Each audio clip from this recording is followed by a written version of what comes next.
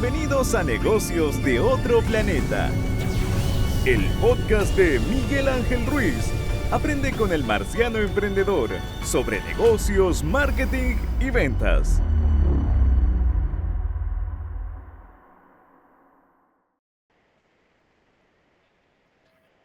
Entonces, hola, mi nombre es Mónica Gil Ibrahim, De hecho, soy está grabando. colombiana. Está Sí, yo grabando. sé. Hola, ¿cómo están? Sean todos muy bienvenidos a un nuevo capítulo de Negocios de Otro Planeta. Gracias por estar conectados. Estamos en esta serie de neuromarketing. Hemos tenido invitados de toda Hispanoamérica, de distintas visiones, compartiendo de esta tremenda herramienta. Y hoy día no es una... a todo esto me presenté. No, siempre se me olvida presentarme. Me reclaman siempre eso en el podcast. Me dicen, ¿cómo se llama el chico? Mi nombre es Miguel Ángel Ruiz. ¿Sí? Para, si no me he presentado, soy el presentador, host para algunos. No le hago eso el host gringo. Hoy día tenemos una invitada desde Colombia con una tremenda trayectoria y experiencia en esto, con muchas publicaciones. Vamos a dejar después también sus publicaciones acá abajo para aquellas personas que quieran profundizar, puedan seguir leyendo esto. Y hoy día tenemos entonces a... No sé cómo presentarte porque tienes un nombre distinto. Y te presento como Mónica María Gil Ibrahim o cómo lo... Mónica María Gil Ibrahim. Perfecto. Lo pronuncié bien, ¿no? Ibrahim. Sí, Sí, así que, ¿cómo estás? Bienvenida, Mónica. Gracias por estar acá en Negocio de Otro Planeta. mil gracias, Miguel. Eres muy, muy, muy amable de considerarme. Soy psicóloga.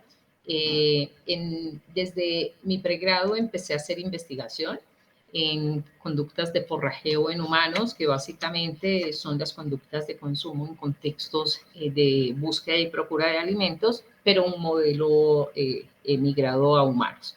Eso me llevó a hacer una especialización en psicología del consumidor que me ha permitido sumar alrededor de 50 investigaciones directas, tanto en diseño como en su coordinación, llevándome, digamos, a profundizar en áreas organizacionales para poder hacer como la alineación de las diferentes estrategias corporativas para poder, digamos, que los lineamientos puedan concretarse con una maestría en ciencias sociales que me permitió terminar como de integrar diferentes modelos de las ciencias sociales y diferentes dimensiones que puedan permitir explicar el comportamiento en contexto y generar algunos niveles de predicción. He sido docente universitaria, docente investigadora por más de 18 años, lo que me llevó, digamos, a conectarme a hacer un montaje de un laboratorio de neuromarketing y empezar a calibrar todos los sistemas de medida para poder establecer la capacidad y la cualidad de predicción que pueden tener respuestas de origen conductual no observable o no medible, sino a través de otros instrumentos, sobre la predicción de conducta sumada o vinculada con la investigación convencional y tradicional. Eso me llevó, digamos, a un modelamiento de data y a convertirme y a consolidarme como una científica conductual para poder, digamos, triangular metodologías y poder generar modelos predictivos. Eso condujo a que formara y constituyera una compañía para la gestión del conocimiento que se convierte de alguna manera para las empresas en un back office de todo lo que es el análisis de consumo en el contexto de los mercados y en el contexto socioeconómico y cultural para poder, digamos, ver, digamos, los giros que se pueden dar. Y en ese trasegar en los últimos años me he vinculado en los temas de ética alrededor del uso de inteligencia artificial, apoyando las evaluaciones de la UNESCO y del país en lo que corresponde a política pública y a los lineamientos en el uso de la inteligencia artificial. Una consulta sobre eso. ¿Cuál fue tu motivación inicial para estudiar psicología? Porque estamos hablando que estudiaste psicología en los fines de los 80, principios de los 90. Actualmente sigue siendo mal visto esto que los psicólogos... De hecho, yo tengo un amigo psicólogo que se dedicó a la psicología laboral y él decía, le trataban que eran los psicólogos que se prostituían su alma al mercado, ¿no? Porque finalmente la psicología normalmente se juega por la clínica y trabajar con empresas ya era irse a otro mercado, pero cuando hablamos de esto, estamos hablando finalmente de que trabajaba ahí en consumo, era psicóloga en consumo, es algo para los 90 Pues complejo. fíjate que yo estudié en una universidad, la Fundación Universitaria Konrad Lorenz, que trajo por primera vez la adopción de modelos conductuales en temas de consumo. De hecho, digamos que fue tan pionera que de las 8 tesis que se sacaron en esa corte se hizo un macroestudio eh, haciendo, trasladando modelos de análisis conductual a contextos de consumo y de mercado. Digamos que la ventaja incluso en Colombia fue que utilizaron la denominación de psicología del consumidor y así se plantó claro. Digamos que normalmente en el caso de Colombia la psicología entró desde el área clínica y hacia el área educativa. Sin embargo, siempre en algunas de las líneas de trabajo se trabajó con psicología conductual, con un enfoque cognitivo-conductual y con experimentación. Yo nací en los laboratorios, desde morfo a ver respuestas, a trabajar con sistema nervioso, a trabajar con potenciales evocados. Entonces, digamos que para mí no fue como un enfrentamiento. El enfrentamiento inicial que yo tuve fue cuando conseguí mi práctica soñada, que la iba a hacer con Coca-Cola, y la universidad me dijo que no me podía aprobar la práctica ya porque le haría competencia a lo que se convirtió de esas siete tesis. Eh, en la especialización hoy está a nivel de doctorado de psicología del consumidor. Si bien es cierto, está en el área organizacional, yo creo que la gente mal entendió. En principio, la psicología es social. Las organizaciones son un ente social donde acontecen diferentes tipos de fenómenos y de hecho si yo me devolviera a teorías administrativas como Taylor, básicamente o los modelos fordistas, lo que ellos finalmente hicieron para dinamizar sus mercados fue poner sus productos en manos de sus trabajadores. Entonces, sustraer ese elemento para poder entender cómo nos comportamos, cómo evolucionamos en los temas de consumo, y cómo los consumos están asociados a la vida misma, que te va a dar su ausencia, enfermedades físicas y enfermedades de salud mental, porque no te nutres bien, porque no tienes acceso, y entender eso era digamos, un reto de investigación conductual, pero nunca le paré bolas como a si había algún sesgo. Hoy en día, las nuevas relatorias plantean como que todo lo que se trabaja hacia las empresas estuvieran anclados en modelos neuroliberales, y yo digo, pero ¿y de dónde salió esa historia? Cuando al final de la vida, desde que somos nómadas, cuando empezamos a sentarnos, empezamos a hacer una serie de intercambios desde épocas mesoamericanas para poder que si tú producías maíz y yo producía, cazaba o hacía pesca, hiciéramos intercambios. Entonces, digamos que las reglas de intercambio son propias a la misma humanidad para poder fortalecer su sostenimiento. Entonces, yo me trato de desmarcarme desde el concepto del estudio para una organización o es que se favorece a una organización, sino que también el consumidor entienda su propia naturaleza.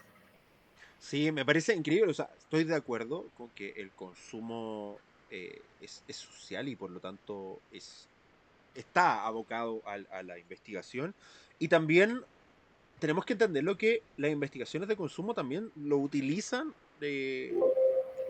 los ministerios, el aparato público, porque de alguna otra forma con eso generan lineamientos comunicacionales. O sea, es básico entender las normas de consumo de las personas para, por ejemplo, lo que están haciendo en Inglaterra con este departamento de Nudge, de pequeños empujones, de generar estrategias desde el gobierno para ayudar a los consumidores o a la ciudadanía inglesa a tomar mejores decisiones económicas, de salud. O sea, cómo utilizar estos conocimientos para, por ejemplo, potenciar productos que sean más sanos, más saludables, para que tomen mejores decisiones económicas con respecto, por ejemplo, a su jubilación Y por lo tanto no es solo de consumo de las marcas quieren vender más, sino de entendamos el consumo como un fenómeno y este fenómeno entendámoslo para ayudar, para restringir, para potenciar, para cambiar conductas nocivas.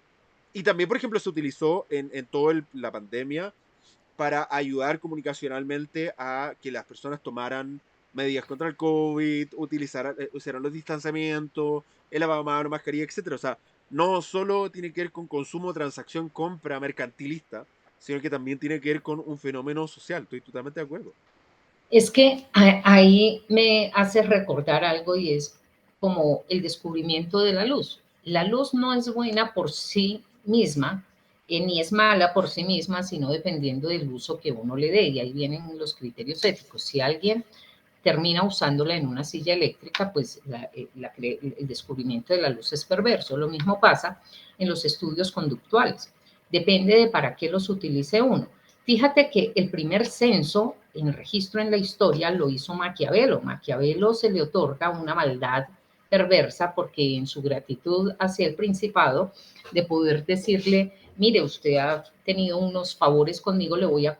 Él iba a los pueblos y contaba cuántas personas vivían, cómo vivían y cómo eran felices. Si él compila toda la información y se la regala al príncipe para decirle cómo hacer a los pueblos felices, cómo gobernarlos. Entonces, digamos que si uno mira el conocernos a nosotros, conocernos cómo estamos conformados, qué hacemos, cómo pensamos, es tan propio a la misma humanidad, de qué estamos hechos, agua, viento. Y cuando uno mira, digamos que los estudios convencionales no te dan el alcance o no son suficientes para explicar algunos fenómenos. El ingreso de las neurociencias y de los dispositivos de neurociencia nos han permitido refinar la posibilidad de entender la conducta y ahí es donde entra un poco todos los temas de neuromarketing entendidos como una medición de cualquier comportamiento que esté vinculado a sistemas de respuestas automáticas, sistema nervioso central y periférico. El problema no es ese, el problema es para qué lo usas, si lo usas para comprender, si lo usas para incidir o si lo usas para modificar. De hecho, digamos que los usos más dañinos que hemos visto es cuando se trata en contextos políticos de incidir para modificar y generar unas guerras de intereses particulares que superan como el beneficio global. En la medida que todos los usos se den, las marcas y los productos en general pues ofrecen cosas que tienen bondades y otras que no son tan buenas. Debería generar una devolución hacia la empresa para mejorar sus prácticas o para incluso conocer cuáles son las barreras de entrada, porque a veces la misma competencia genera, digamos, diferentes formas. La pregunta es cómo usar el neuromarketing para el beneficio, digamos, si bien es cierto, nace en una empresa, en un interés particular, cómo puede usarse para un interés común, que serían su segmento de consumidores, sin que eso afecte en el mediano o en el largo plazo su bienestar, su salud física o mental. De hecho, nosotros trabajamos, por ejemplo, en Chile con el Ministerio de Transporte en una campaña para evitar la evasión de nuestro sistema de transporte Transantiago, que fue una copia de su sistema de transporte el Transmilenio, con iguales o peores resultados, pero el punto es que hicimos una campaña para evitar la evasión y fue una de las campañas más exitosas.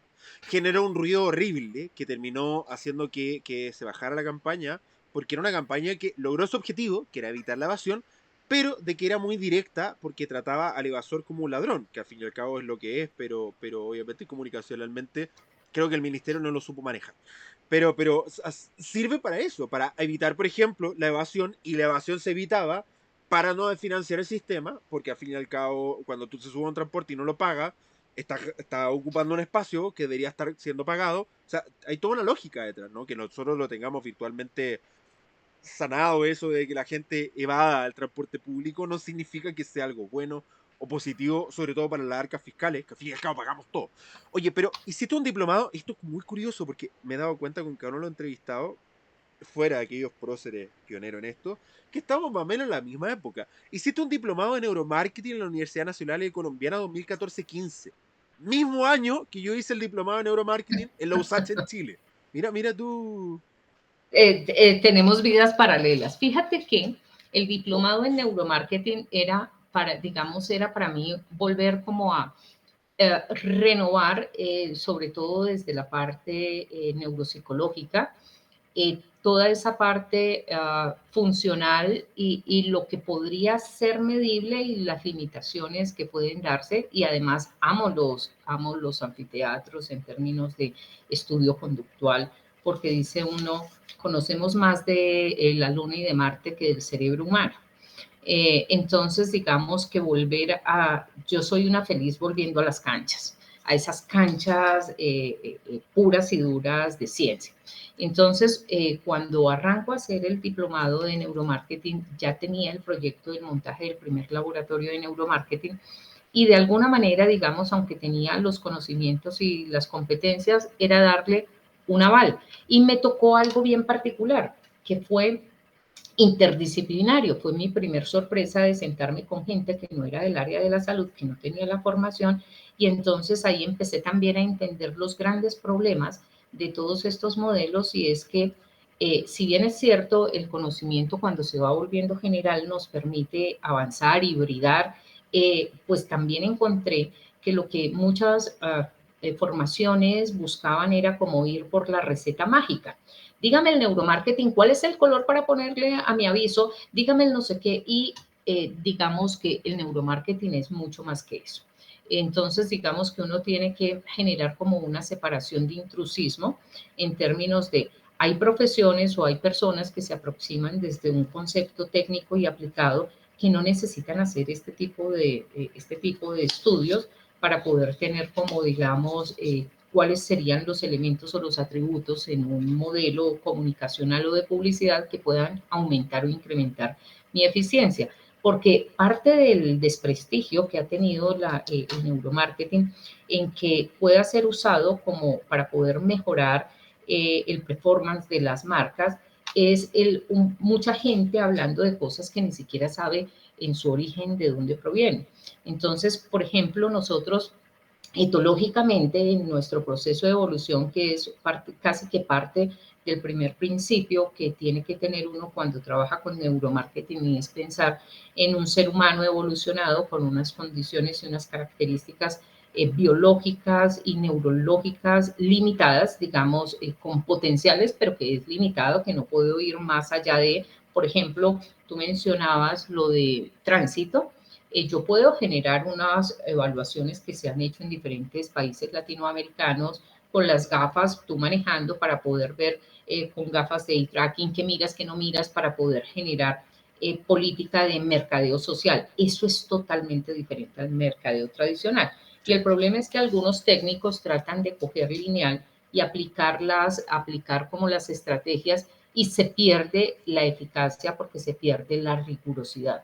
Yo creo que zapatero a tus zapatos, se diría en mi país, y es que uno siempre debe tener unos expertos conductuales asesorando a las empresas, tanto a nivel interno de su organización como hacia los clientes, porque uno, pues ese no es el core business. El core es hacer carros, es vender carros, pero no es entender el comportamiento, es un insumo, pero hay muchas más variables. Entonces, en ese sentido, digamos que ese paralelismo que tuvimos estaba en un interés como de certificar y avalar algo que, aunque ya lo manejaba, poder entender también como la dinámica de esto hacia dónde iba. Total. De hecho, en el diplomado de neuromarketing, recuerdo el USAT, tuve ramo. Yo no vengo desde la biología, yo soy ingeniero comercial, vengo del mundo de los negocios, de los números, de la estadística. Y cuando me detuve, me enfrenté a ramos de neurofisiología y neuroanatomía, me enfrenté a una complejidad biológica importante, sobre todo con que las bases de biología de los colegios tradicionales, por lo menos en Chile, siendo la mejor educación de Latinoamérica, es bastante deficiente. Así que, bueno, pero tuvo un excelente profesor que nos llevó desde las bases hasta los más complejos, así que le mando un saludo a Hernán Díaz, con el cual terminé trabajando, neurofisiólogo de la USACH en ese tiempo, no sé dónde estará hoy día. Así que le mando un abrazo a Hernán, porque de verdad, tremendo experto que nos explicó a algunas personas con manzanitas, desde las bases biológicas hasta ya los sistemas más complejos, como el cerebro humano, que estamos hablando, que es una complejidad tal como lo mencionabas, que sabemos más del mar, del Marte y de la Luna que nuestro propio cerebro, por la complejidad de lo que significa investigarlo. Así que, bueno, cuento corto, tuve muy buenas notas en neurofisiología y neuroanatomía porque me sumergí en esto de forma profunda, pero hay evidentemente nombres que es complejo recordarlo. Pero mira, Cíngulo acaudado Miguel, anterior. Pero mira, Miguel, que yo te voy a decir una cosa. Tal vez las disciplinas que mejor han hibridado son las ingenierías y las ciencias de la salud, sin las que no hubiéramos podido avanzar. Por ejemplo, yo no puedo hacer neuromarketing sin un ingeniero electrónico, porque Mm. la precisión de las métricas, de las tomas de las métricas, yo necesito, ni siquiera es un ingeniero de sistemas, porque yo lo que necesito es el registro conductual o la conductancia o la frecuencia cardíaca o el tema de electroencefalografía, en fin, en fin. Entonces, y de los sistemas, digamos, y la psicología ha estado llena de eso. De hecho, yo reclamo y trato de poner que nos den el reconocimiento a la psicología en los orígenes de la inteligencia artificial, porque fue, digamos, todos los temas de descubrir cómo aprendíamos todo lo que era el conductismo y desde el punto de vista de aprendizaje pavloviano y operante, que nos lleva, digamos, al lenguaje y a Shannon para poder definir el emisor, el transmisor, codificar, y Turing termina, digamos, volviéndolo un código y empieza esa devolución. Y hoy en día encuentra uno, por ejemplo, en inteligencia artificial que hablan de gramática generacional y no saben de conducta, no saben de procesos cognitivos. Entonces uno dice, hay chicos que hablan de gramática generacional o hablan peor de gramificación, que son básicamente programas bastante conductuales y de Premack que no necesariamente funcionan, y escucha uno desarrolladores de juegos que dicen yo tengo que volver adicto a la gente a mi juego, y uno dice no están ni siquiera viendo cuáles son las autorregulaciones, los límites del mercado y los límites éticos y deontológicos sobre lo que yo puedo afectar en términos de bienestar y salud mental a los consumidores. Totalmente de acuerdo con eso. De hecho, hace muy poco el CEO de Netflix, lo conversé esto con el podcast, tuvimos una serie de salud mental. De hecho, antes de esta serie de neuromarketing viene una serie de salud mental y hablamos del sueño. Muy importantísimo el sueño para finalmente ser como empresario, estar atento y poder desarrollar nuestras capacidades cognitivas al máximo. Y conversé en ese podcast, y lo vuelvo a conversar acá, de una reunión que tuvo el CEO de Netflix donde mencionó que su mayor enemigo no eran otras plataformas de streaming como Disney Plus o Amazon Prime, sino que su mayor enemigo era el sueño, porque lo que ellos buscaban era que las personas se quedaran enganchadas en Netflix, porque su métrica es, a mayor tiempo que pasa la gente en nuestra plataforma, menor es la probabilidad de que la gente deje de pagar su suscripción. Y por lo tanto, nuestro mayor enemigo no es otra plataforma, sino es el sueño. Queremos que la gente duerma el menor tiempo posible y esté conectado el mayor tiempo posible a Netflix, y por eso están estas rondas donde estoy la mayor cantidad del tiempo conectado a una serie, no me quiero dormir porque quiero ver el próximo capítulo y quiero ver el próximo capítulo, y el sueño se ve afectado. O sea, ellos están dispuestos a empeorar tu calidad de vida y tu calidad de sueño en aras de mantener que tú sigas pagando la plataforma, y finalmente es perverso, esa mecánica lógica. Fíjate que, por ejemplo, a veces a mí en las redes, cuando la gente me ve y que ve que yo promociono muchos temas alrededor de bienestar y salud mental, son simpáticos porque me dicen, ¿y tú qué vienes siendo? Y entonces yo digo, pues es que al final del día, cuando tú trabajas con seres humanos, incluso con animales, eh, pues todas tus acciones pueden tener un efecto positivo o negativo o no tener ningún efecto sobre las personas. La pregunta del millón es cuál es nuestro deber ser y nuestra responsabilidad frente al bienestar y la salud mental. Fíjate, por ejemplo, a Meta, cómo le cobran una acción de una persona que tiene conductas pedófilas. Meta no es el accionante de comunicacional ni de la gestión de este sujeto, pero sí es el medio y es la plataforma. Entonces, el tema es, no, es que yo doy el medio si usted no duerme, pero usted tiene libertad. No, cuando yo incluso genero unos hitos en nuestros mismos equipos de mercadeo, donde no hay unos límites, simplemente hay un momento individual de eh, eh, florecer, ser el mejor, adquirir la pregunta del millón, y eso es parte de la discusión que viene trayendo la UNESCO, y es cuáles son los límites del mercado cuando tú estás usando cualquier tipo de dispositivo que pueda tener una afección en el bienestar y la salud mental. Entonces, hoy podrán pensar en el sueño. De hecho, de las torturas más grandes que puede haber hacia un sujeto es de privarlo del sueño. Entonces, por principio, deberían ser sancionados. O sea, están torturándonos de forma directa. ¿Sí? Entreteniéndonos mientras nos torturan. Oye, tres preguntas que le he hecho a todos los invitados del mundo neuromarketing. Sé que algunas respuestas más o menos han sido develadas en esta conversación, pero para hacerlo de forma directa y mantener la lógica de todos los programas. Primero, ¿qué es para ti el neuromarketing? Bueno, el neuromarketing es una disciplina que se deriva de un área de conocimiento de neurociencia que busca explicar en el contexto de los mercados el comportamiento a partir de respuestas biológicas. ¿Sí? Entonces, por ejemplo, ¿cuál es la capacidad que yo puedo tener de atención sobre un comercial? ¿Cuáles son, digamos, dentro de una página web, la forma de recuperarme o de entender la distribución de contenidos? ¿Cuál es la forma, digamos, o cuáles son los elementos o los atributos que pueden ser más eficientes para generar una mejor empatía, un mejor acercamiento, un mejor approach con mi marca? Perfecto. Entonces, ¿qué opinas tú de aquellas personas que dicen que el neuromarketing es bluff, es humo, es fake, no funciona, que finalmente hubo una forma de robar dinero a las empresas con algo que nunca funcionó? Pues que están trabajando con empresas o usando técnicas como las de autosuperación, que no están bajo una orientación científica conductual, porque realmente tienen mucha capacidad de predicción, pero también cometen errores metodológicos pensando que una sola medición es suficiente para tomar decisiones por toda la vida. El neuromarketing no sustituye los diseños de investigación y lo que uno ve, digamos, es que muchas agencias haciendo un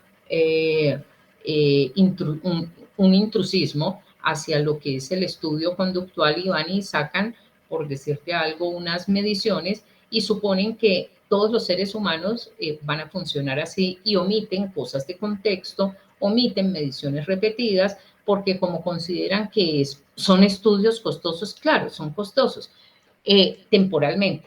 La capacidad de predicción puede implicar que un buen estudio de neuromarketing no tienes que repetirlo en 3 años porque de hecho evolutivamente han pasado millones de años y nuestro cerebro no se ha modificado. Lo que necesitamos es encontrar las relaciones en el contexto de lo evaluado en el tiempo, pero con diseño de investigación. Total. Y ahora, ¿cómo un empresario podría utilizar el neuromarketing para mejorar la performance de su negocio en temas de marketing, campañas, venta, experiencia en puntos de venta, etcétera? Mira, lo primero, digamos, que uno tendría que pensar es el neuromarketing se puede usar de una manera como un insumo para poder alimentar los diferentes elementos, tanto experienciales, digamos que lo primero es experiencial porque sensación y percepción es el origen de la conciencia. En la medida que yo tengo unas sensaciones agradables, entonces tengo que desagregar el producto si es alimenticio, tengo que desagregarlo en la evaluación de todos sus atributos en sabor, color, olor, etcétera, etcétera.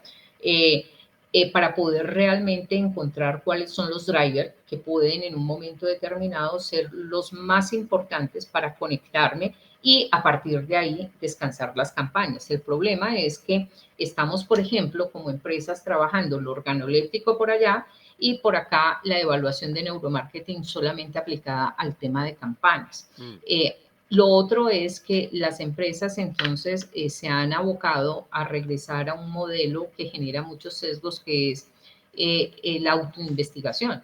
Ya en su naturaleza, cuando yo hago, y no se trata de que las empresas no tengan capacidad investigativa, pero cuando yo hago in-house la investigación, yo estoy imprimiendo muchos sesgos y ni siquiera estoy midiendo los sesgos que yo imprimo para saber cuáles son los márgenes de error. Y los gerentes de marca tienden a desechar o a descartar lo que no les funcionó y no recapitulan dentro de estos estudios la data que puede en un momento determinado explicar por qué no funcionó para repotenciar. Entonces yo creo que pueden haber muchos más elementos, pero que hay que pensar en un modelo de más largo plazo, independiente de la permanencia de los gerentes frente a una marca. Entonces, desde tu mirada, ¿sería mucho más óptimo tener empresas de investigación que hagan este tipo de estudios externas que in-house? Definitivamente, definitivamente. Digamos que incluso en el mismo creciente uso de herramientas de IA, estamos acabando de introducir muchos sesgos. Entonces, las decisiones se toman con tantos sesgos que no te dan el suficiente aliento para las inversiones que has tenido. Yo he tenido experiencias de productos donde cuando voy donde los clientes, productos que ya llevan 10 años en el mercado y que me muestran las cifras y me dicen, mira tu hijito, y yo apenas digo, uy, qué mal cobré. O sea, y buenos estudios te dan unas capacidades predictivas de 3 años.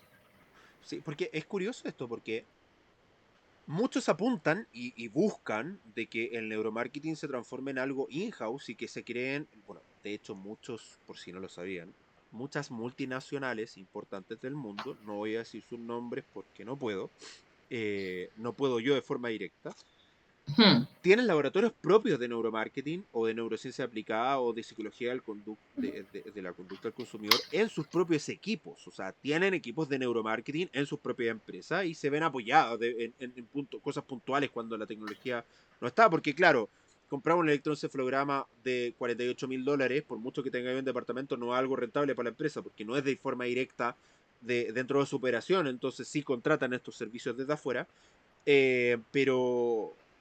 Pero la tendencia, o muchos buscan que la tendencia sea que el neuromarketing sea finalmente casi un departamento como el de marketing dentro interno. Y finalmente lo que tú me Pues estás comentando es algo brutalmente contrario a eso, como para sí, el otro lado.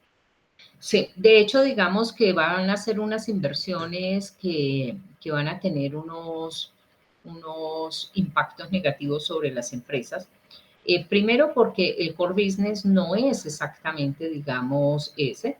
Dos, porque eso es como la tecnología. Una vez uno se mete en un desarrollo, tiene que establecer uno un presupuesto fijo y creciente que va desde las actualizaciones de las licencias a tener, digamos, a tener neurocientíficos, matemáticos, actuarios, o sea, digamos que están pensando que, digamos, si bien es cierto, estamos en nuevas generaciones que son mucho más, que son nativos digitales, Ujú. eso no los hace expertos conductuales.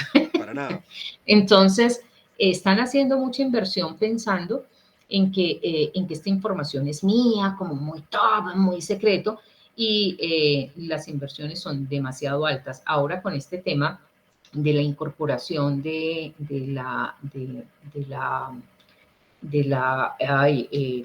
con las gafas de la realidad virtual, Ajá. pensando que pueden generar unos escenarios, pues lo que estamos generando realmente es unas disociaciones mentales de los consumidores, donde hoy hablamos de identidad personal y hablamos de identidad digital, donde ya sabemos y las redes nos han mostrado que tú no eres el mismo y que tú haces unas apariencias y probablemente te va a mostrar unos consumos aparentes que no son en contexto los que se van a dar.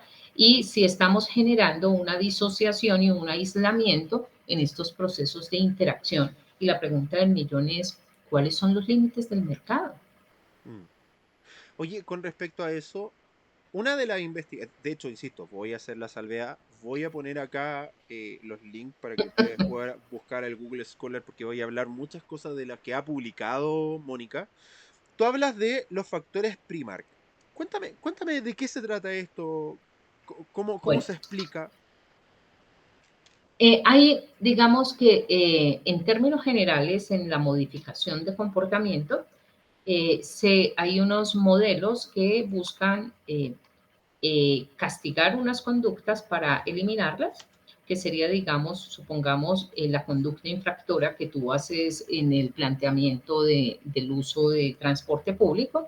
Hay otras conductas prosociales que uno quiere favorecer, como el ayudar a cruzar el anciano en la esquina, el parar y esperar, digamos, conductas que son prosociales. Otras conductas donde uno quiere inhibir unas conductas que no son deseables y reemplazarlas por otras que son deseables, que sería un castigo positivo. Entonces, a un niño normalmente, digamos que yo le pongo a competir una conducta que es más deseable frente a otra, como el pegarle al perrito con, no, ven, juguemos con el perro, para sustituir conductas.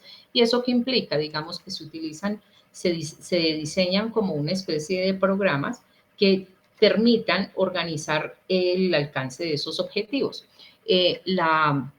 Lo que ha venido haciendo, digamos, a veces desde el contexto de mercadeo, es utilizar las famosas promociones o en los juegos, el acumular puntos como si fueran por sí mismo unos reforzadores intrínsecos que van a incrementar tu comportamiento de consumo, de permanencia y demás, y omiten muchas otras cosas como la saturación, la inhibición. Llega un momento en que, digamos, tú te saturas. Por ejemplo, en Colombia, un laboratorio farmacéutico decidió que al mediodía, que normalmente la gente prende el televisor para ver su noticiero, y esto es un laboratorio farmacéutico que tiene un departamento, tiene tal vez el departamento más grande de neurociencias que puede tener, y entonces el de una uña podrida de un pie, mostrándote la uña, y tú estás comiendo, fíjate la reacción que tú tienes, es de asco, es de desagrado, y entonces están pensando que en la paradoja va a quedar un mayor nivel de recordación, y realmente lo que la gente hace es que cambia el canal.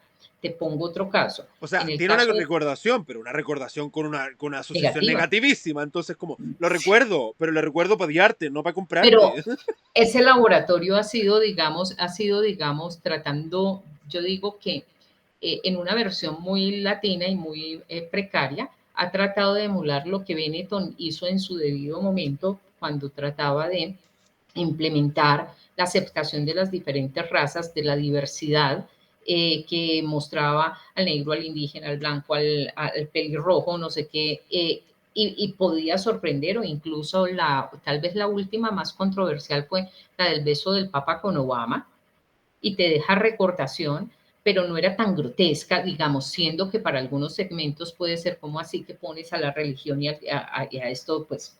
Entonces se generan unos malestares que no hacen adhesión hacia las marcas. Ahora tenemos una tendencia en productos de cuidado íntimo de las mujeres donde explícitamente muestran la ropa interior manchada, para que tú uses protectores, y uno dice, incluso un familiar que me visitó se sentó a ver televisión y a la semana me dijo, pero a las 6 de la tarde solo pasan comerciales de órganos sexuales femeninos. Y yo decía, y es una marca, eso no es un posicionamiento positivo. Entonces, a veces la gente, digamos que genera más vínculo cuando hace promociones de conversión. En las bebidas gaseosas hemos visto, digamos, la acumulación de tapas que tú puedes ir y convertir. Entonces trabajas por un número de tapas y conviertes por un vaso, conviertes por más bebida, o para los amigos, y entonces eso es, digamos, programas o de reforzamiento. Pero pues digamos que depende de dónde se usen. Si es para mercadeo social, en mercado social yo sí debo inhibir algunas conductas como el saltarse y no pagar, o no vandalizar, o tener, digamos, mejores conductas alimenticias en el caso de salud cuando son temas públicos. Mm. El problema es que tenemos personas en mercadeo que quieren aplicar lo mismo que funciona en el mercado de productos convencionales a lo social, y ahí se dislocan los objetivos. Ahora, con respecto, tú tienes un artículo sobre los factores de fidelización de una marca en contextos de supermercado. Y justo estaba hablando, de hecho lo tengo anotado acá, de las rutas de forrajeo de los humanos. Entonces hay una correlación ahí bien entretenida. Sí, lo tengo, viste que yo anoto las conversaciones. No, Es que está fue muy bien. el pre-podcast. Yo tengo mi anotación, entonces van saliendo tema. Y como yo soy vieja escuela dentro de todo, a pesar de ser joven, yo voy anotando las cositas que quiero hablar y ordenarme mentalmente. Porque si bien Bueno, no tengo un esquema, sí tengo preguntas que me saltan y las voy anotando entre los podcasts. De hecho, varios podcasts me han visto anotando muy interesado porque es como, no sé, mi déficit atencional, si no anoto la pregunta, se fue y no vuelve. Entonces, en esos contextos, ¿cuáles son los factores de fidelización sumado a esta tesis que tenías tú, que me contabas que era tu primera tesis de forjeo humano, que tiene que ver con las formas de traslado de alguna otra forma de lo humano en el consumo para adquirir cosas? ¿Cómo se condicen estos dos modelos? Eh, ay, eh, mira, ese estudio lo hice literal hace 30 años. Lo tengo, de hecho, quiero volver a publicarlo y quiero actualizarlo. Estaba por acá buscándolo en una forma en la que incluso se presentaban las tesis en un periodo, fíjate, esto para que tú te mueras de la risa, a máquina, ¿no alcanzas a ver? Sí. Ah, espérate, pero tengo se que no, no, tirar no, el este. y se nota porque Bueno, tienen el cosito antiguo, sí. Bueno, a máquina, donde cuando le hacían a uno una corrección tenía que ir uno donde la señora que hacía la transcripción y uno suplicarle que acomodara las palabras para solamente volver a reemplazar esa hoja. Eh, ese fue mi primer trabajo en consumidor y básicamente es un estudio de mostrar cómo nosotros de la búsqueda y procura de alimentos, que es la definición de forrajeo, al igual que los animales, hacemos unas estimaciones de densidades y generamos, digamos, unos cálculos de ruta para hacer los recorridos de consumo. Fue el primer estudio que se hizo en Colombia en grandes superficies, en ese momento Superalmacenes Olímpica. Fueron de hecho 7 tesis que le dieron lugar a la especialización y a la maestría y hoy doctorado de la universidad de la que me gradué. Y cuando uno mira esto, sigue siendo tan vigente la forma de poder predecir que, por ejemplo, yo te mencionaba, Miguel, que cuando aún un supermercado modifica la posición y la localización, uno sin siquiera hablar, uno se queda frenado y uno panea muy rápido el escenario para encontrar unos elementos dentro de lo que está en el repertorio conductual y en el repertorio de estimaciones para poder modificar, digamos, las rutas y hacer el forrajeo, que es la búsqueda. Y de hecho, el cerebro es un cerebro contable, eso incluso hasta fue un premio Nobel el que evidenció lo contable que es nuestro cerebro y las estimaciones que hace. Y en un momento determinado, ¿qué es lo que buscamos? Durar menos en el supermercado, ser muy eficientes, tomar las mejores decisiones, maximizar el presupuesto, pero eso no es racional. Eso ya lo tenemos en unos temas muy exactos. Entonces tú estimas las rutas y ¿qué hacen los supermercados? Recuerdo que, por ejemplo, en ese supermercado, el primer punto de entrada estaba la panadería. Entonces, cuando cocinaban, pues la gente, llegaba mucha gente y se aposaba ahí, pero no había recorrido. Entonces, parte de lo que se hizo en el diseño fue modificar la posición para ampliar el recorrido, incrementar la probabilidad de consumo de ciertos productos, porque organolépticamente vamos viajando como es la hora del almuerzo, cuando ya te huele a este tipo de cosas. Eso aumentaba la probabilidad de consumo de diferentes productos dependiendo de cómo haces el recorrido. Entonces, el neuromarketing, fíjate que puede ser usado para incidir, pero no necesariamente para influir. O sea, Mm, yo incido en que tú amplíes la ruta del recorrido y lo que en ese trabajo de grado se mostraba era cómo nosotros podemos incluso para el lenguaje actual, esos eran algoritmos. mm, Entonces, digamos que yo me he mantenido mucho en esa línea y he trabajado, por eso he trabajado y he sobrevivido, digamos, en 30 años en este mercado, manteniendo vigencia y queriendo muchos chicos aprender de los modelos. Me encantaría volver a actualizar ese estudio porque las marcas están utilizando ahora la idea de algunos elementos que son bastante artificiales, que no necesariamente conectan y anticipan las respuestas. Hablábamos contigo de unos, digamos, de el uso de atajos que te puedan permitir, digamos, medir tiempos de reacción, pero además al final a las marcas que les interesa que se convierta. Entonces puede ser que en el punto de la góndola, si lo hablo en supermercado o en el de automóviles, en el concesionario, tú veas unos elementos. La pregunta del millón es si llegaste a la caja y pasaste los productos que cogiste o cuántos descartaste en el camino, o si efectivamente compraste el vehículo, cuáles son los tiempos y cuáles son las consideraciones que ingresas en ese algoritmo para tomar una decisión de esta o la otra marca, o en qué, y hasta en qué posición me estás visitando. ¿Soy el último concesionario que me visitas? Digamos, ¿qué concesionario puede tener la fuerza si lograra identificar algunos elementos de que son los GIRNI o los guiadores o los detonantes del consumo? Entonces, pues ese tema a la gente a veces no le gusta que uno diga que somos animales, pero etológicamente seguimos siendo animales y tenemos conductas automáticas en consumo. Total, de hecho, tengo dos comentarios sobre el supermercado comentando un poco lo que estamos conversando. Hay un supermercado en Chile que fue adquirido por una cadena gringa y en Estados Unidos tienen una conducta de consumo totalmente distinta a la latinoamericana y la chilena. Y lo que ocurrió es que ellos trataron de implementar las políticas gringas, la forma de comprar de Estados Unidos, que es brutalmente distinta. Te voy a hacer un ejemplo para ver si no entienden. En pescadería en Chile, no sé si ocurre lo mismo en Colombia, yo quiero ir, ver el pescado, que me lo fileteen, y por favor deme la cabeza porque voy a hacer un caldo de cabeza, ¿no?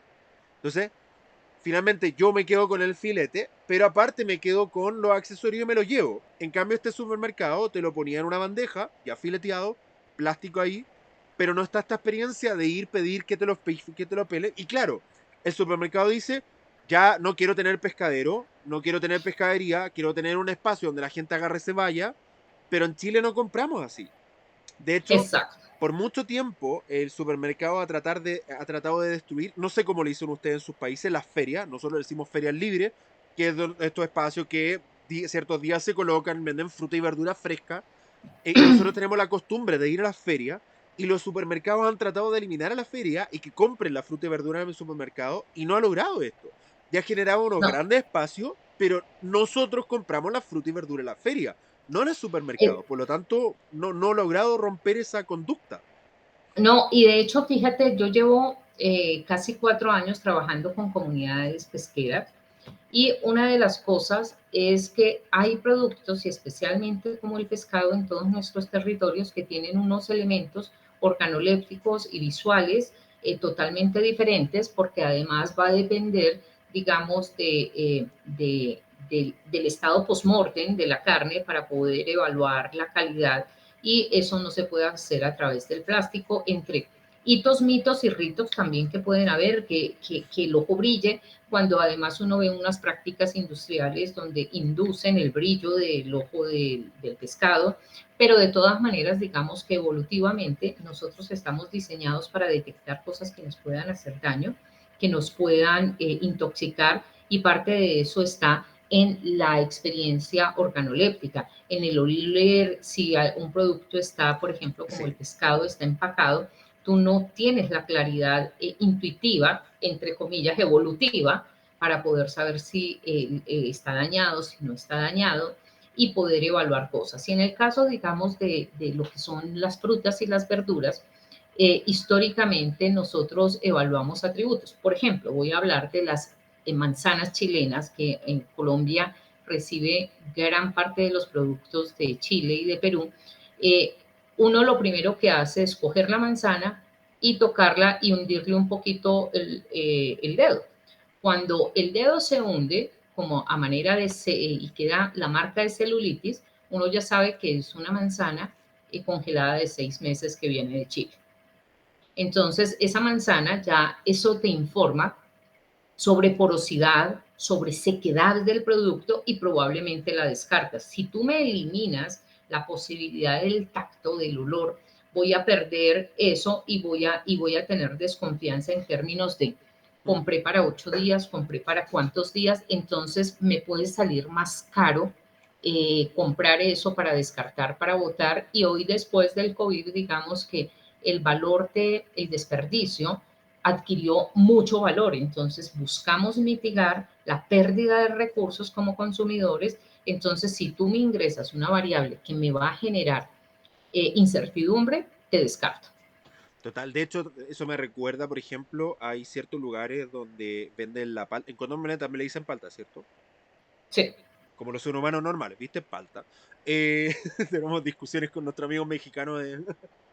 Pero es curioso porque cuando tú vas a comprar una palta, acá aguacate para aquellas personas que nos ven de otros países, yo no puedo tomar una palta si no la aprieto primero, para ver si está dura, si está blanda, para ver el estado de la palta. Y hay lugares, por ejemplo, que tienen carteles, yo recuerdo muy bien, no me aprietes hasta que sea suya. Y es como de, si yo no aprieto, no compro. No va a pasar. Si no aprieto, no compro. Es así de sencillo. O sea, si tú me pones un cartel que inhibe mi conducta de compra, y claro, debe ser para los fruteros, para los verdureros, debe ser aburrido de que cada cierto tiempo tenga que descartar paltas porque están apretadas y le hunden la uña. Pero amigo, es que así compro. Si no puedo tocar una palta, no se va a ir a mi bolsa, se acabó. Fíjate que el neuromarketing podría mejorar la estructuración del piercing si tuviera esos elementos, porque de todas maneras, digamos que el tocar, manosear, golpear, puede generar, digamos, que se incremente la pérdida de producto. Entonces, no convengamos. Las empresas calculan las pérdidas y se incorporan en unas fracciones al mismo precio. Entonces, parte de lo que sería el poder realmente entender cuáles son las ecuaciones y los elementos que entran serían determinantes, pero lo que tú dices es como estamos pensando que podemos globalizar la conducta humana sin contexto y eso no funciona así.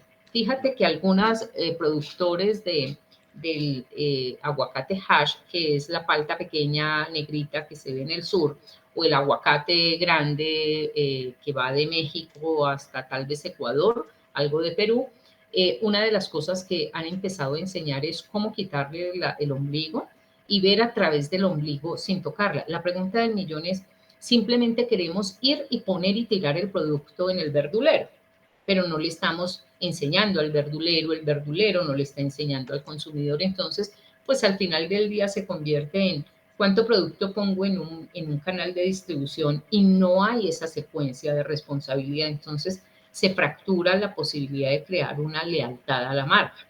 Total. Ahora, en un supermercado en promedio hay 15, y esta es la segunda parte de los supermercados, los datos, en base a todo nuestro estudio, hay alrededor en promedio de 15.000 ICKU o productos, de los cuales la gente mira de forma directa o indirecta alrededor de 570. Se dan cuenta que bajamos de 15.000 a 570, ¿no? O sea, eliminamos 14.500 productos de nuestro cerebro porque es spam. De los cuales toco, huelo, siento, experimento unos 130 y termino en promedio echando 30 productos al carro, de los cuales el 80% son los mismos que compraba hace 10 años, probablemente los mismos que voy a comprar en 10 años más. Por lo Claro. tanto, el supermercado es un asesino de productos. Un asesino de productos. Porque las probabilidades de que efectivamente mi SKU 1 en 14.999 entre dentro de esta mecánica es complejo. Es complejo sobre todo cuando soy emprendedor y tengo muy pocos recursos para posicionarme y tengo que competir contra gente con marcas posicionadísimas en el mercado. Ahora, Pero ahí te hago una anotación, y es que el problema básicamente está en, el cerebro está diseñado, y ahí es cuando yo digo, esto no se trata de tácticas, esto se trata de comprensión de la complejidad conductual. El cerebro está diseñado para preservarse y no estresarse. De hecho, digamos que el olvido es una forma de protegerse frente al sufrimiento. Y digamos que entrar a un supermercado, y te lo voy a poner en términos de sexo, va la señora y va el esposo. El esposo no quiere acompañarla porque se demora mucho y se estresa mucho.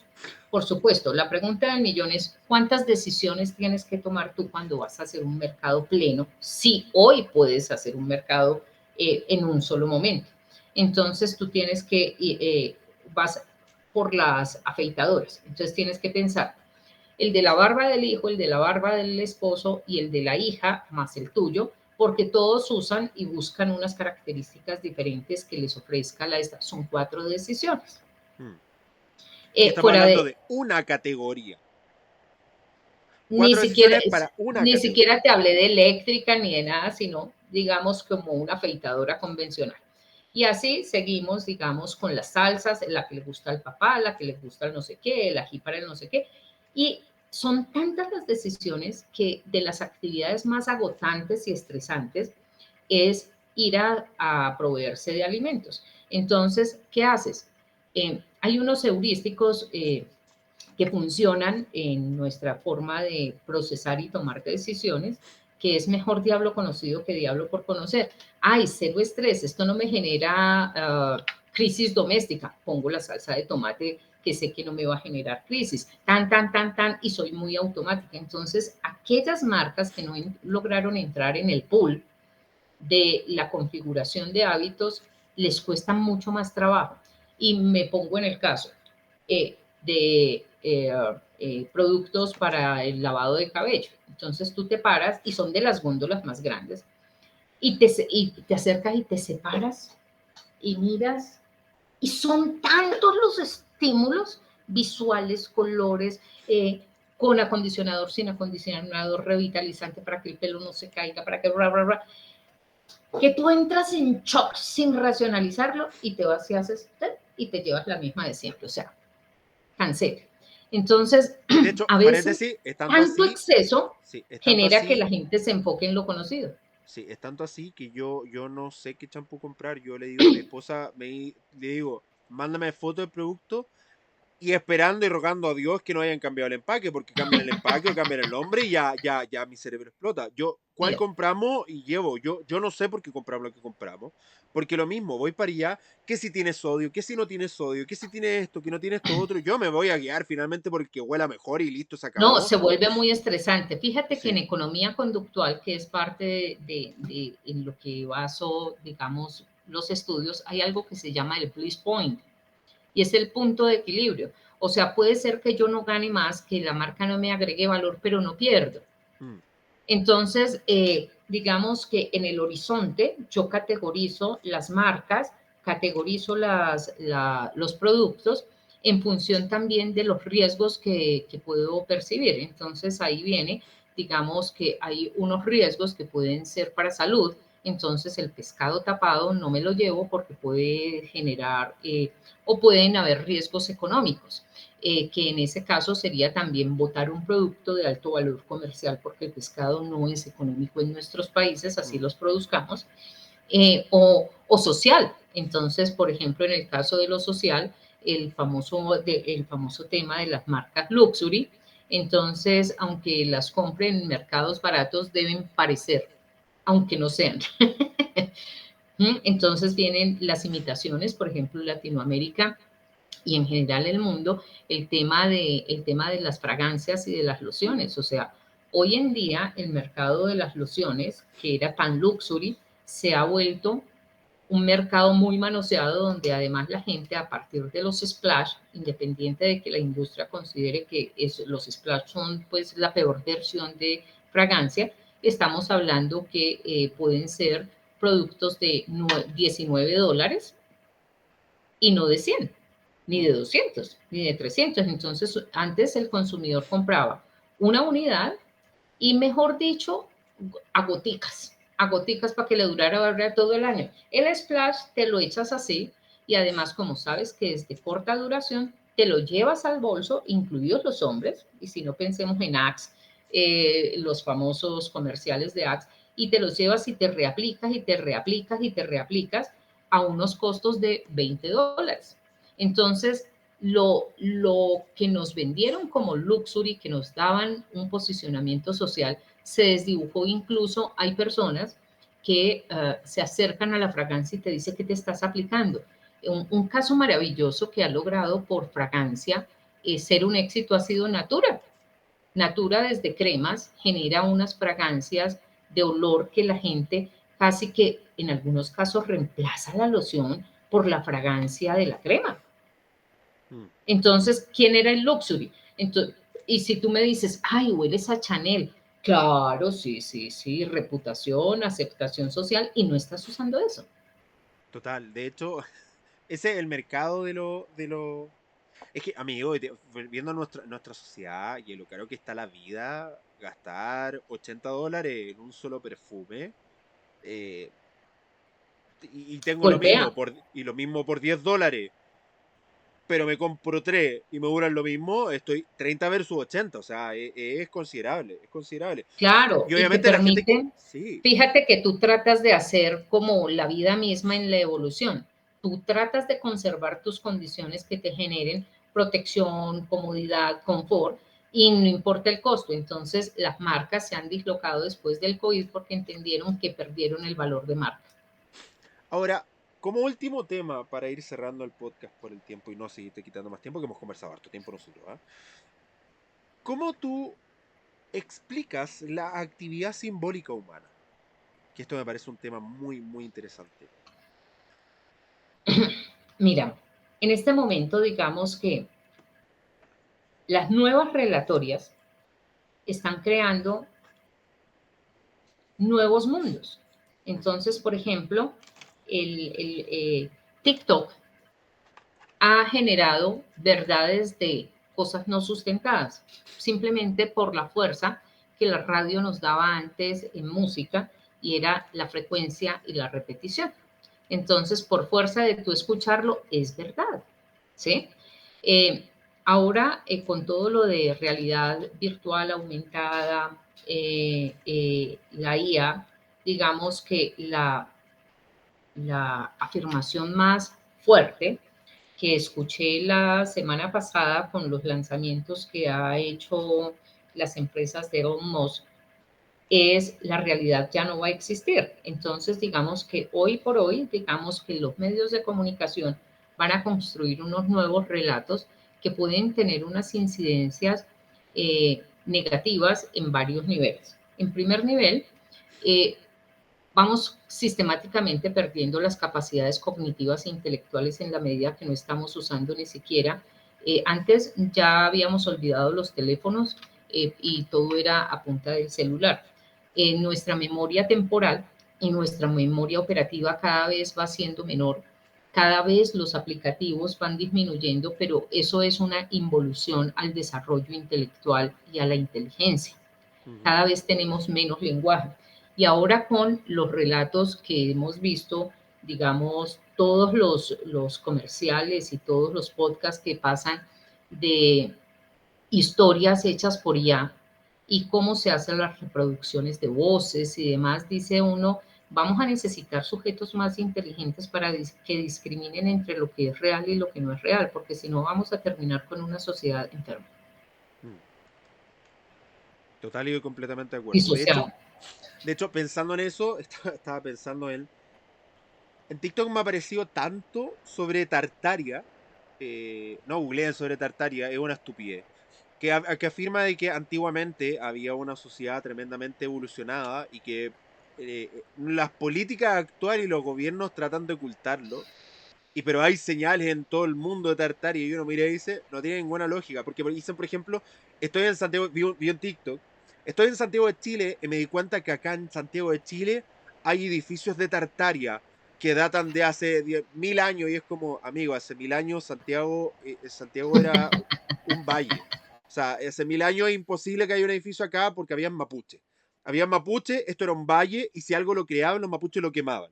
Entonces, no había ninguna posibilidad de que esta cuestión tenga más de 200 años, que es el tiempo que tiene nuestro país. Por lo tanto, pero uno aún así empieza a dudar debido a la repetición de la presentación de Tartaria. Es como, ¿esta cuestión existirá o no? Pero cuando empiezas a escuchar la lógica, no tiene ningún sentido. De hecho, hace poco vi una discusión de un tipo diciendo que estaban hablando si la Tierra es plana o no.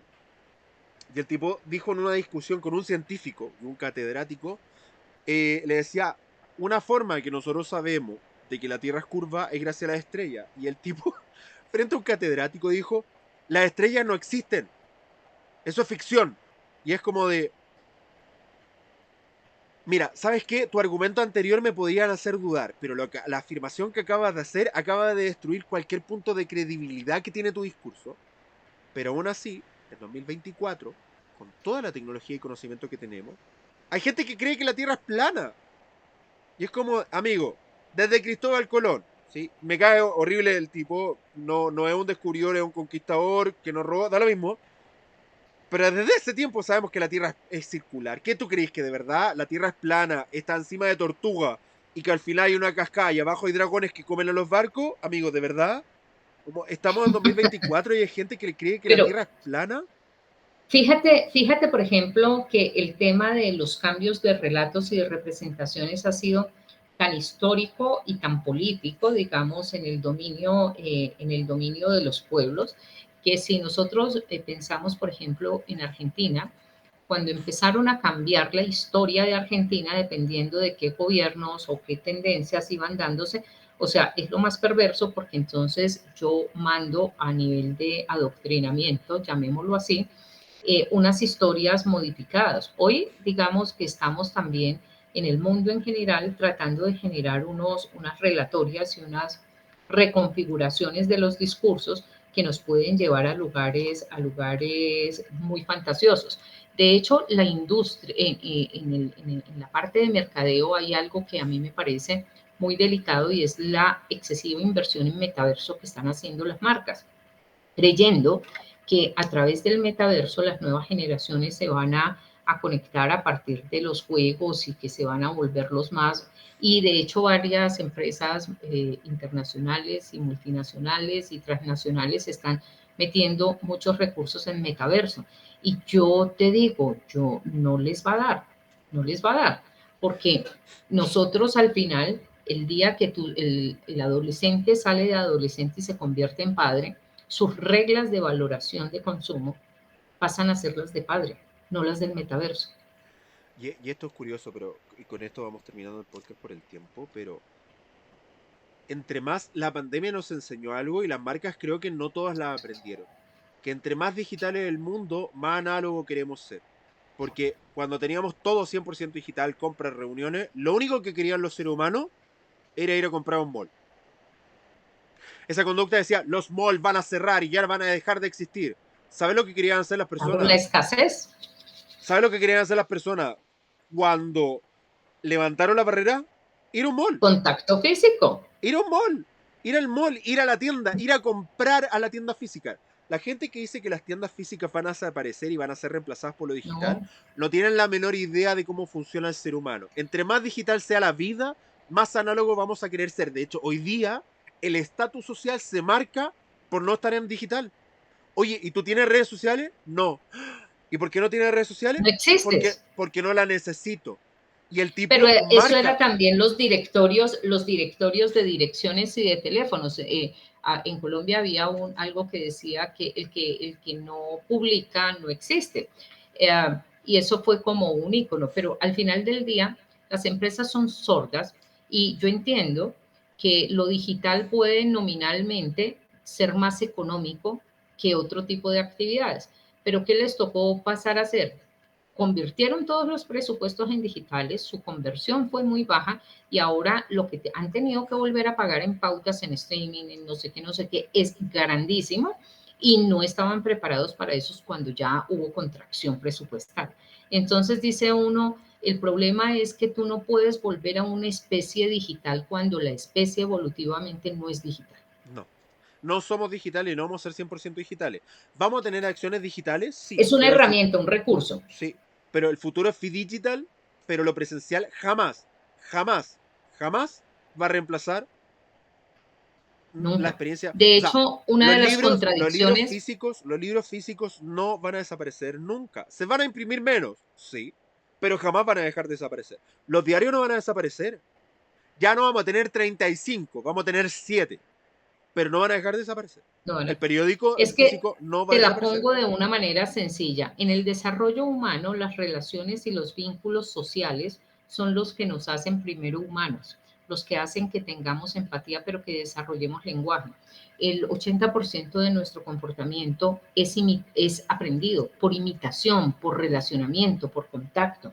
Entonces, sí o sí, temporalmente yo puedo distraerme hacia lo digital y me puedo sustraer, pero llega un momento en el que necesito salir. Por ejemplo, yo no puedo digitalizar y profundizar en la digitalización que trae muchos problemas de salud porque te da sedentarismo, aislamiento social, problemas de trastorno de comportamiento alimenticio. O sea, digamos que la implicancia sobre mi adopción debería decir uno, venga, y lo hemos hecho con algunas empresas, es, venga, construyamos la política de neurotecnología, construyamos la política de responsabilidad social con los consumidores en el sentido de bienestar y salud mental.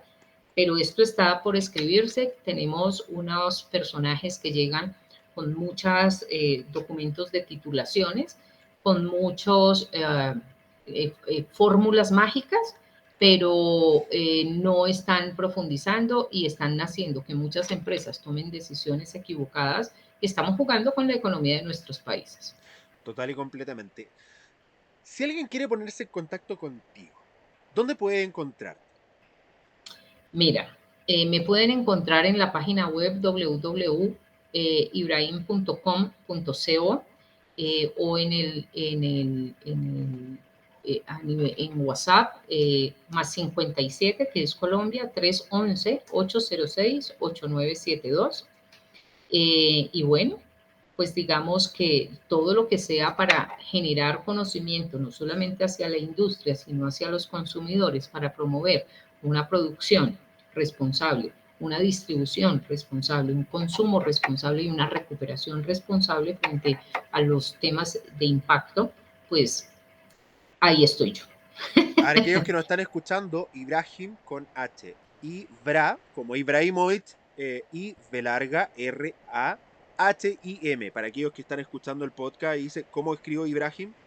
Ibrahim con H entre medio. Y perdón por la pronunciación, pero es un poco costumbre. De hecho, mi hija se llama Alitza, que es también la verdad es que se debería llamar Alitza. Pero nadie pronuncia así sobre la faz de la tierra, así que se entiende. Eh, María, muchas gracias por estar acá, por tu tiempo, por la buena onda, por Con tu muchísimo gusto. disposición. Eh, Mónica María, ¿por qué te acabo de decir María? ¿Viste que los nombres Mónica María? Pero No hay problema. A veces me dicen Ibrahim y me dicen señor Ibrahim. Y yo, o sea, yo hoy por hoy, digamos que cuando la experiencia te abraza, tú te quitas muchas sensibilidades. sí, total. Oye, muchas gracias por tu tiempo, por la buena onda, por esta Con conversación. Ha mucho sido gusto. tremenda. Hemos estado mucho tiempo conectados, mucho más del que está grabado en este podcast. Así que feliz de seguir hablando y colaborando. Amigo mío, si hay algo que a usted le haya gustado a este podcast, que usted haya aprendido, compártalo para que más personas puedan tener un negocio de otro planeta. Muchas gracias por estar conectados y sigan atentos a esta serie de neuromarketing que está de verdad de lujo a De otro lujo. nivel, aprendiendo con expertos de toda Hispanoamérica. Así que gracias y nos vemos en un siguiente capítulo. Chao, chao.